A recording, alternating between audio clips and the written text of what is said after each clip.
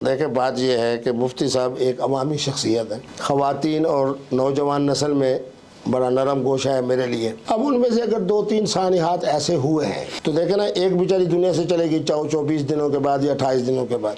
ये जो मोहतरमा गाते हुई आई मेरे पास और हाथ मिला दुबई में और उसके बाद बैठ गई, ये इन्होंने गाया था कि हम कोई ग़ुलाम हैं, इस तरह के। तो इन्होंने मुझे कहा कि जी मैं PTI की हूँ और मैंने ये गाया था, तो मैं फिर जेल में रही 3-4 महीने। अब फितरी तौर के ऊपर जब आदमी हम जमात होता है, हम ज़बान होता है, किंदील वाले से ताल्लुक़ इसलिए में नरम हो गया कि सराकी थी, और हरीम शाह के लिए इसलिए में नरम हो गया कि हाफिज़ है मेरी तरह, सैयद बादशाह है, 5 साल इल्म पढ़ा है, तो उसके लिए भी मेरा एक नरम गोशा है कि जो जेल में रह के आई है। तो उसके बाद उन्होंने भी अपनी बेतकल्फ़ी का इजहार किया।